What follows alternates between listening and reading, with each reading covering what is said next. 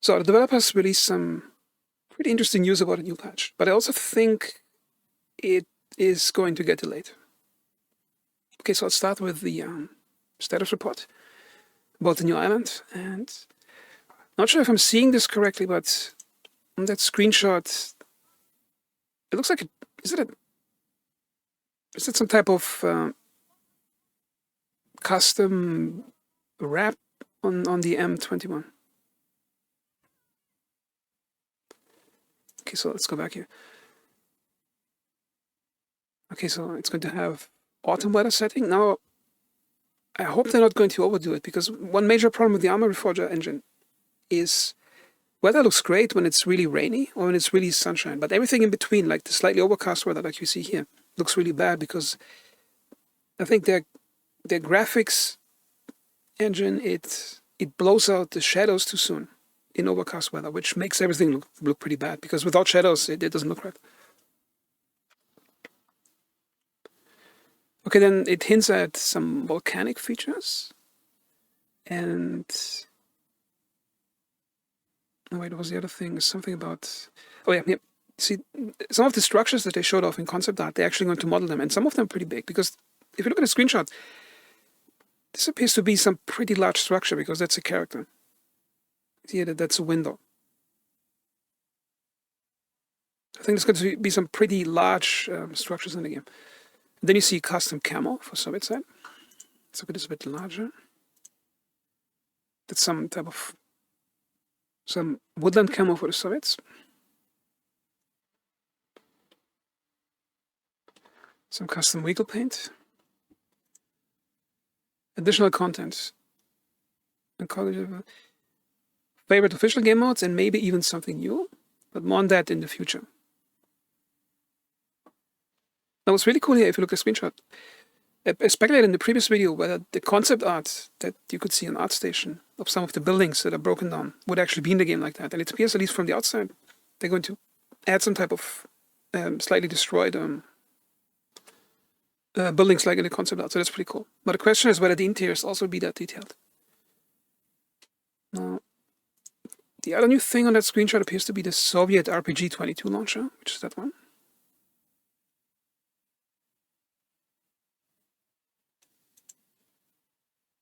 It's on the way. Then here it says still plenty are keeping under wraps. And here's a pretty nice screenshot from Night Combat. And that's a bit frustrating in this game, because it suggests two things to players, which is that you're going to have engaging night combat where you actually have to use red light sometimes, and that you actually have to use land navigation with the compass. And those two things almost never happen in Reforger, because nighttime is set up to only last 1 hour real time. So it almost never matters, because on the scale of Everon, if the sun is set and you prepare for night combat with your friends for 10-15 minutes, move into position, sometimes so much time will have passed that it's already dawning already. So I think the game should allow for more nighttime in the official game modes. And there are too many map markers telling you always where everybody is. So you never really have to use map marker, the map and compass. Okay, but that's not all. Let's go to Reddit. And apparently the developers released some type of code mini game where people could decrypt it. And from 13 codes, 11 were decrypted. And there's some pretty interesting things in here. The first one, it says RPG-22 and RPG-75. Now, 22 is a Soviet, I think, sort of equivalent to the M72 single-shot launcher. And the RPG-75, now Wikipedia says, it's a check weapon.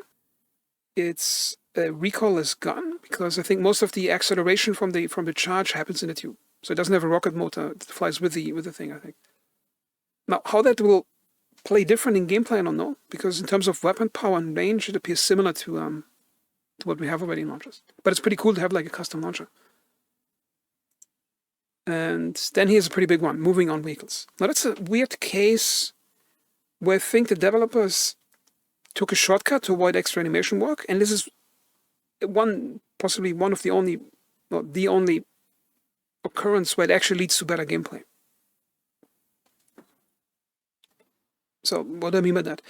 In the previous video, I showed a screenshot of somebody sitting in a truck and shooting. And I speculated back then, will it be a custom position to shoot from?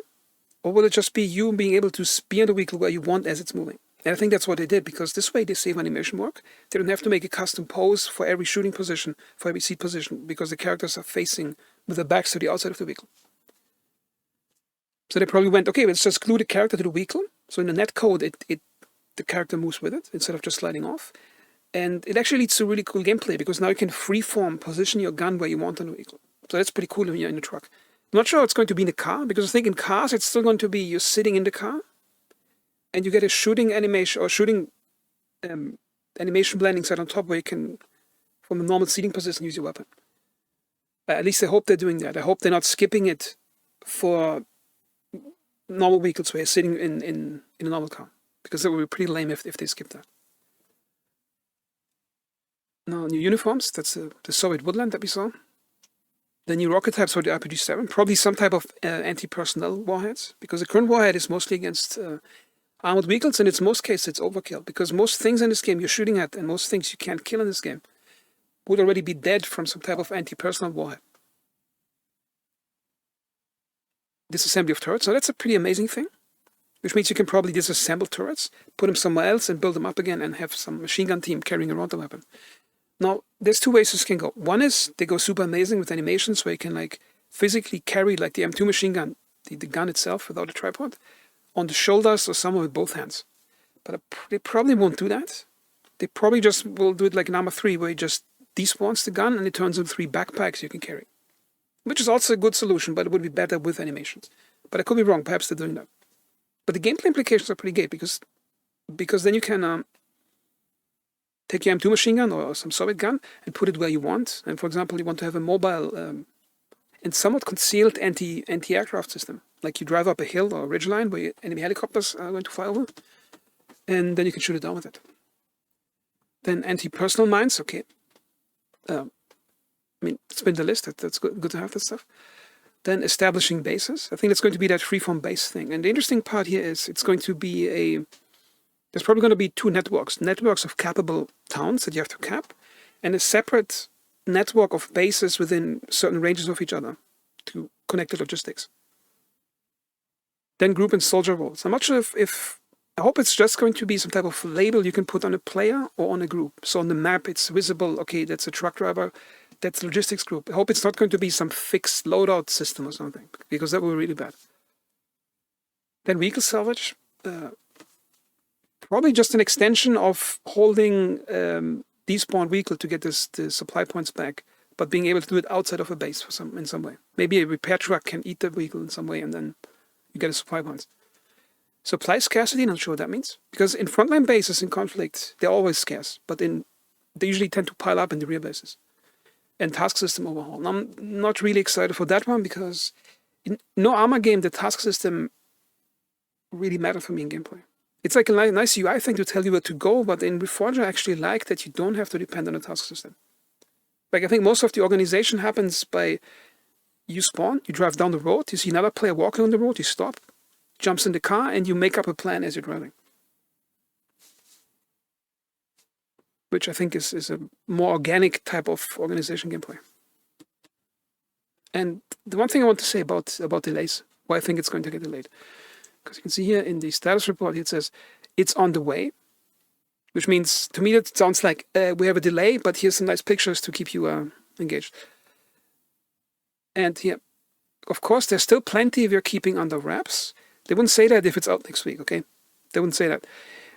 No one likes all the surprises spoiled early. Now, I don't think it's early. There hasn't been a real large patch since December.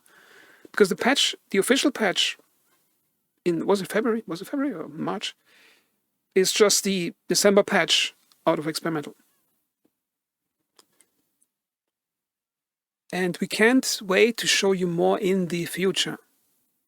So the question is, will Kolguyev be a future thing detached from the next patch we're expecting? Or will it be together? Because from everything I see here, Kolguyev is going to get delayed pretty bad. Because I don't really need Kolguyev. Now, it's nice I'd added, but I would be happy with just the new gameplay features on Everon. So I hope if something gets delayed, they detach Kolguyev from the other patch stuff.